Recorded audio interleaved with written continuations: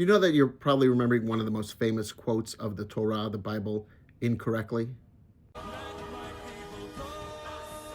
Right? These words spoken by Moses to Pharaoh when he was confronting and demanding the release of the Israelite slaves, where he said, "Let my people go."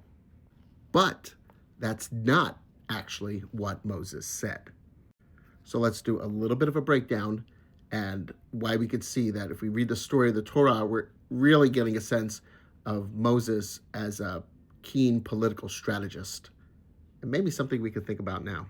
So when we tell the story familiarly, right, it's the Israelites are enslaved. Moses is called by God to free the Israelites. He and his brother Aaron go confront Pharaoh and they say, "Let my people go." And Pharaoh says no. And this happens over and over again. And each time Moses and Aaron confront Pharaoh and say, "Let my people go," they bring a plague: blood, frogs, vermin, blah, blah, blah, all the way up into the 10th plague, the death of the firstborn. And then Pharaoh finally agrees, lets the people go. And after they leave, when they come to the Red Sea, Pharaoh changes his mind, sends the army after them, and then, the parting of the Red Sea, the Israelites escape, the water closes behind them, and that's it.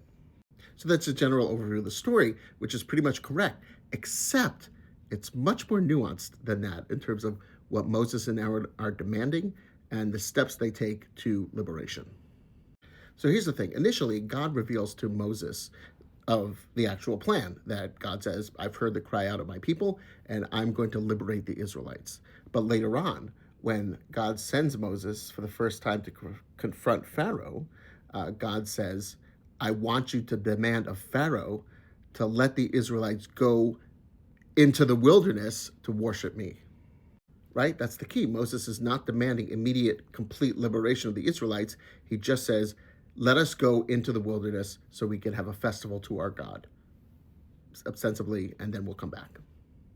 So this happens a few times for the first few plagues. "Let my people go worship our God," and Pharaoh says no. Until at one point, Pharaoh gives in and says, "Okay, fine, you can go and have a festival." And then Moses says, "Well, we actually kind of need to go 3 days journey into the wilderness in order to have this festival to give us enough spiritual distance from Egypt." And then Pharaoh says no. So more plagues. And then Pharaoh agrees, "Okay, fine, you can go have your festival 3 days journey into the wilderness, but only you can go, only the men can go." And Moses says, "No, we all have to go." And then Pharaoh says no. More plagues, locusts and darkness, and Pharaoh says, "Fine, you can go for your festival 3 days into the wilderness, your entire families, but you can't take any of your livestock and your animals." And Moses says, "No, we need them to sacrifice. We can't leave without them." So then Pharaoh says, "Fine, you're not going." Then comes the final plague, the death of the firstborn, and then Pharaoh agrees to let the Israelites go. Again, he thinks he's only agreeing to let them go on their festival, the entire community, to go 3 days journey into the wilderness.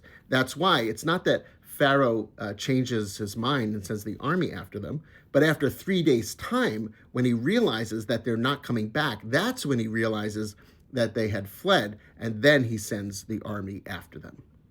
So what's going on here? Is Moses lying? Is he just trying to deceive Pharaoh, knowing what the real plan is, but ultimately just lying to Pharaoh in order to get what he wants?